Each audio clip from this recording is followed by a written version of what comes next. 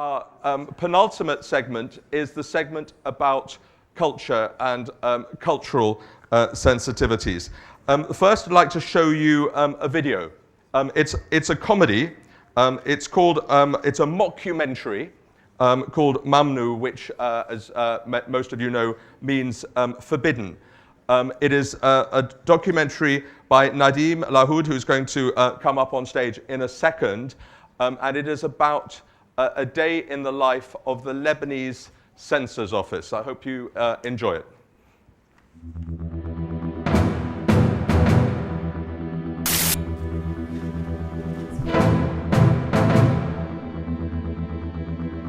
مين قالك تصور؟ مش عارف هون دايرة رسمية ممنوع؟ تفضلوا. أنا طلبت منكم تجوا تعيشوا معنا كم يوم لتصوروا وتكشفوا وتنقلوا للرأي العام اللي قلبتوه ضدنا. أخذت أوكي؟ مبروك كمل اوراقك. على طرف طاولة الاجتماعات. نجمة داوود سيدنا. ما حدا حيترك من هون غير ما يكون في حل. عم نحافظ على البلد. الأخلاق، التعايش، السلم. مسؤولية السلم الأهلي والأخلاق العامة كأنه ما بيكفيني. شي إذا تصورت، إذا انحكت، إذا تمعنت، إذا حتى انرسم شي بيوحي فيها، بتحض على الفجور. نحن هون حماة الفكر الحر والتعبير والتنوع. ما حدا بالرقابة رح يراقبكم. مرقني؟ عندي شغل. ماما شو معناتها عاحرة؟ تتهضمن يا فنان؟ روح انطور برا.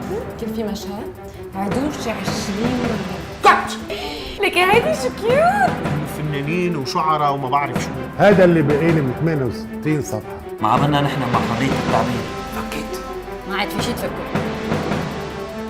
في تبويس؟ مسموح من سنتين.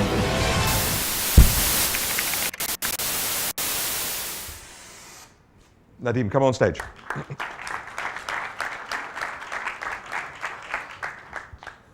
Why did you make the film? Because, as Slim said, it should be forbidden to forbid. Sorry, is the mic on, guys? Do you want to just put it closer? Yeah, well, I think it should be forbidden to forbid. And how did you make the film? Tell us a little bit about that. Well, I was at it all started at this conference organized in Beirut by the Samir Kassir Foundation. Would you just explain to those who might not know Samir Kassir's story? Well, it's a foundation that was set up after Samir Kassir was killed. He was quite a prominent Lebanese journalist in the Syria Revolution, and the organization promotes freedom of expression in the Near East, including Lebanon, Syria, Jordan, and a couple of other countries. So at this conference, the head of this foundation was making a presentation about what had been censored and all the things that had been censored and the official reason given by the censorship office for censoring them. And some of the reasons were absolutely hilarious. Some of the films that had been censored were really very funny. So I started to imagine what the process was, what went on in their minds when they decided that I shouldn't be allowed to see this as an adult. And that led to me imagining the characters. And so I then thought, this would be really funny if we made a comedy about this. And I pitched it to the foundation, and they decided it would be a good idea for once to be on the offensive against censorship and not always be defending ourselves against them. So you had your mole, you had your spy in the censor's office who was telling you what they get up to, or is this just a figment of your imagination? Well, it turns out that every single artist we had to speak to, whether it be actors, script writers, filmmakers, every single person had one coffee with the censorship office at one point or another. Nice coffee. Not very pleasant. And what about the actual filming itself? How real to life the uniforms, the backdrop, the set? How real is that? It's actually very real. There was one. It's quite funny. One Western journalist described the set as vintage 70s, but this is what the censorship office looks like. The uniforms are very similar with some slight alterations because impersonating a police officer in Lebanon is illegal. So we added a red streak to their uniforms to get away. So you added a red streak, otherwise you'd have got into trouble for that. Could have. And what do the censors think of the film about them? I suspect they don't like it. And tell us, you're going to do. This was 10, wasn't it? Yes. So and what where did they go out, and how many people viewed them? And tell us more about the impact. It's it's 10 episodes. What you just saw was the trailer, and after 1 week after the trailer, we released one episode at a time every week. So for a whole summer, everybody in Lebanon was talking about censorship, but without anything actually being censored. For once, we were talking about the absurdity of censorship as a concept, and so that was a huge victory. And it was covered in every major newspaper. We went on TV to talk about it. It could never have been shown on TV in Lebanon. The series itself. Even now. Even now. But the trailer was shown on TV. Can you just talk people through what the process is for getting a film or a TV program licensed or conversely banned in Lebanon? Okay. So, I mean, interestingly, it's much more difficult for a Lebanese film to get on Lebanese screens than it is for a foreign film. To film a movie in Lebanon, you need first to get approval before you film it, and then there's the post-production censorship, which happens once the film is done, you submit it, and then it's approved for screening. So it's even harder for a Lebanese filmmaker to make a film than it is for a Hollywood production. They get censored twice. So that's, it's self-defeating. And do you have any indication of how many people are employed as censors? Is there one central censorship office? Does every town have its own local censor's office? What about the printed word as well? Newspapers are covered by a completely different law. The censorship law, so to speak, it covers imported books, any kind of film, and theatre. And so there is one censorship office, and it's called Nadm, which is General Security, and they've given themselves a very, very broad mandate that is above the law, above scrutiny. There is no auditing of the process. We don't know, do you know who they are and the people in charge of it? Yes, no, the person in charge, we know. And does that person have to appear before Parliament to answer for their decisions? I can say with some reasonable assurance that he's never appeared before Parliament. There is no accountability in the Western sense. Has any journalist tried to interview him? Well, interestingly, after Mamnoor came out, I wouldn't say it's because there wasn't sort of a step change. I wouldn't attribute this to Mamnoor, but there has been a change in behavior. They are reaching out a lot more. When there is a claim that something has been censored by them, they do come out and write a response in the newspaper the next day, or come out with a statement saying, "Oh no, actually, we didn't censor this. The cinema just decided not to pass." And sometimes it's true. There's lots of indirect censorship in Lebanon as well that comes from religious authorities.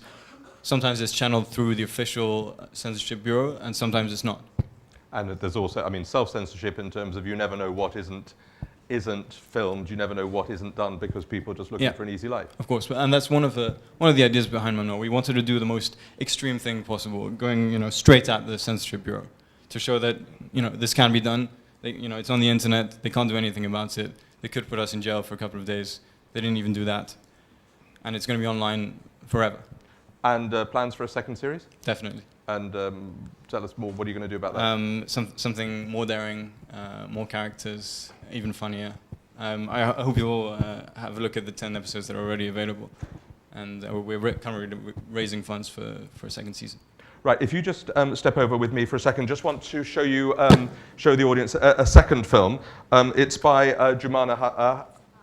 It's about Joumana Haddad and her magazine and her work, and it's about the state of feminism in Lebanon. And then I want to come up and talk to Joumana and Nadm back up on stage again.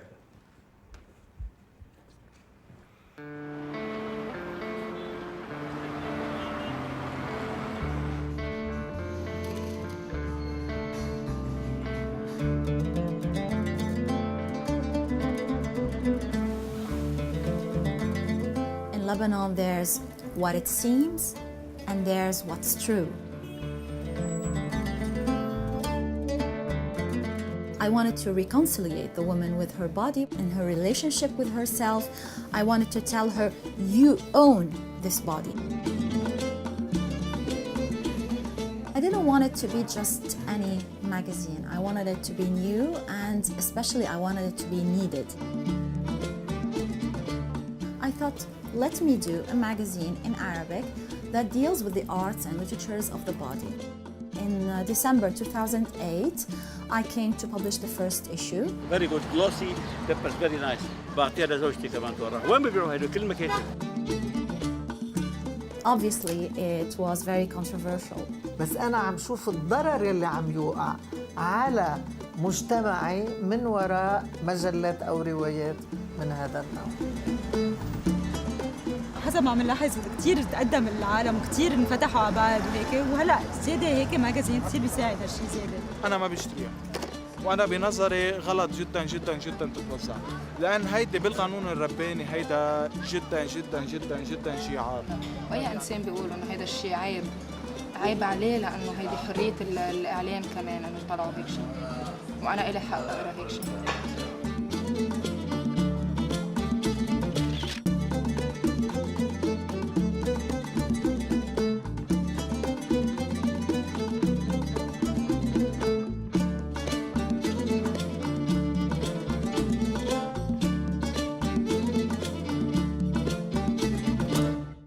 Nadm, come back on stage.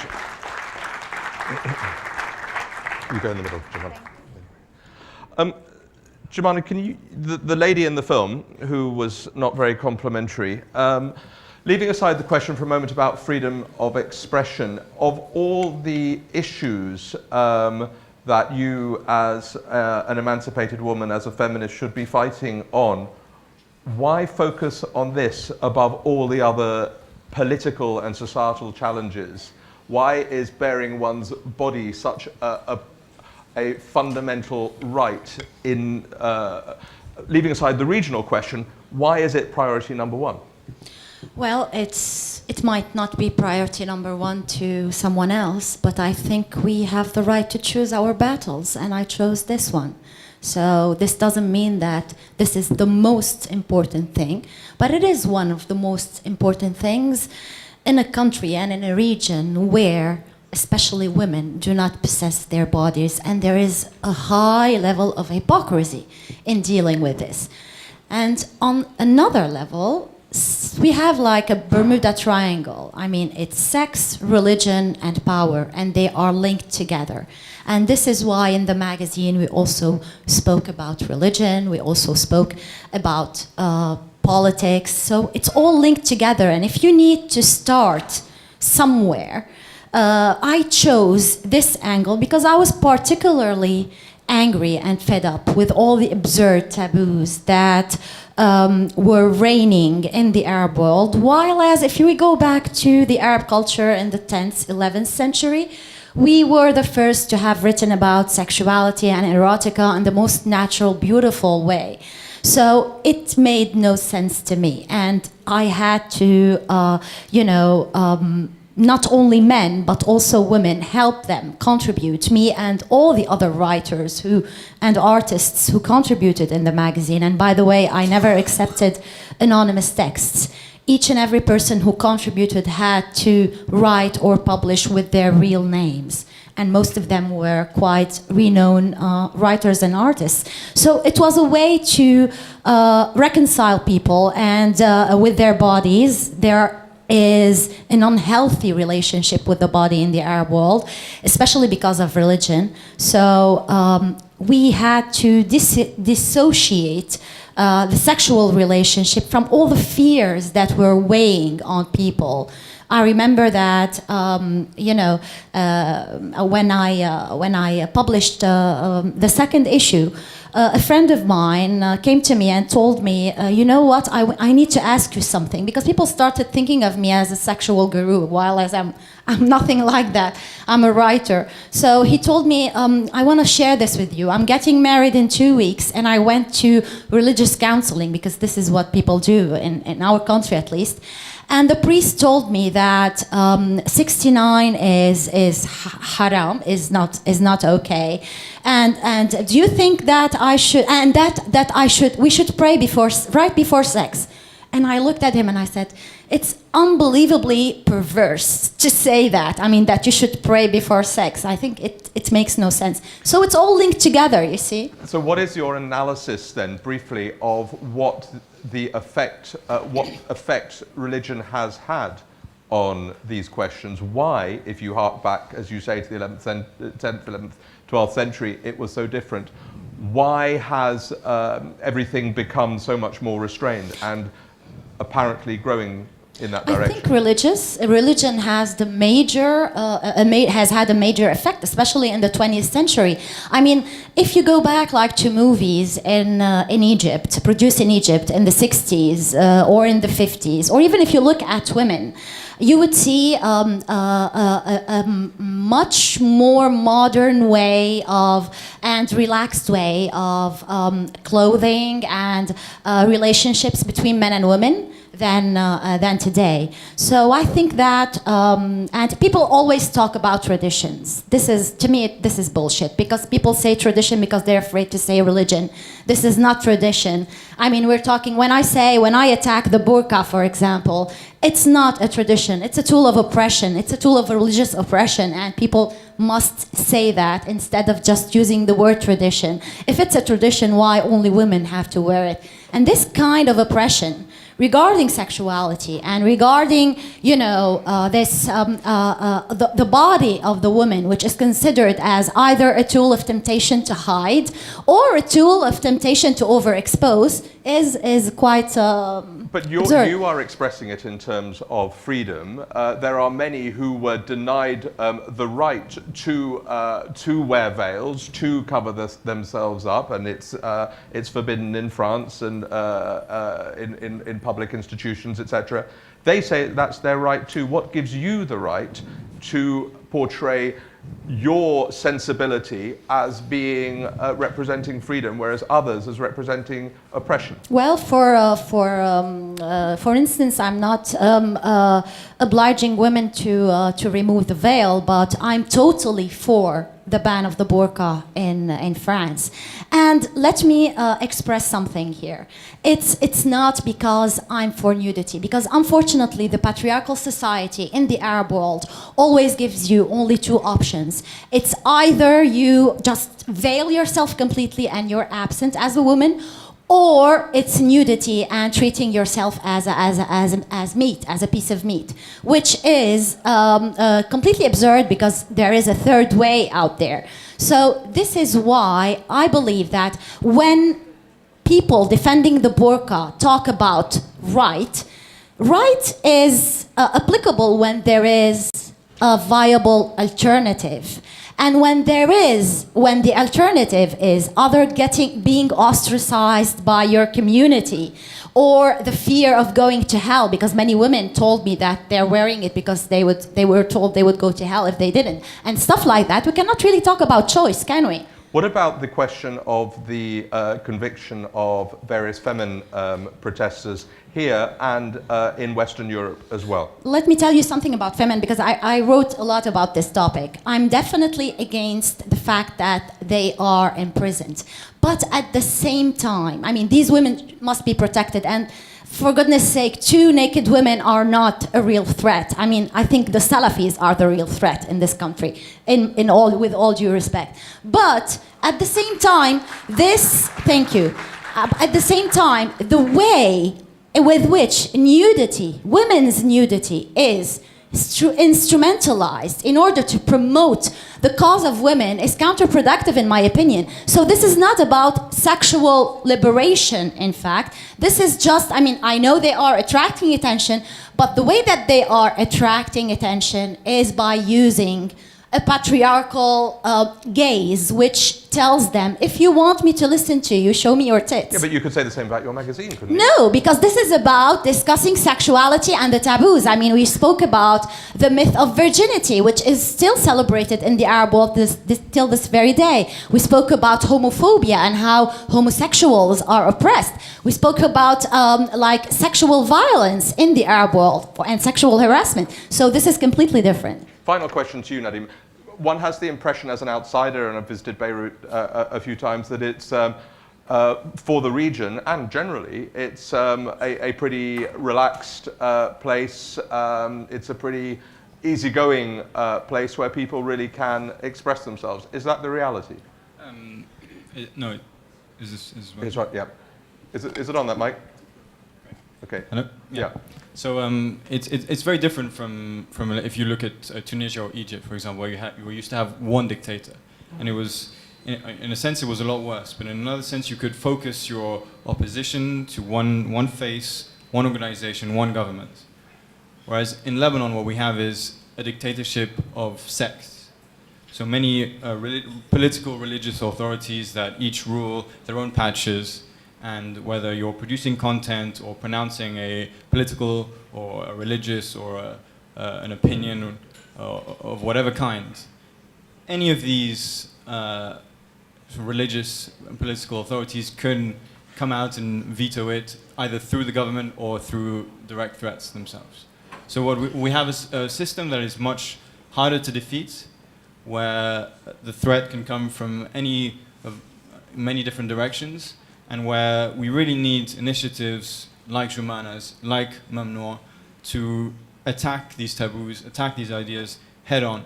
It requires a lot of courage, especially in Joumana's case, where it's has even more of a religious and quote-unquote moral aspect.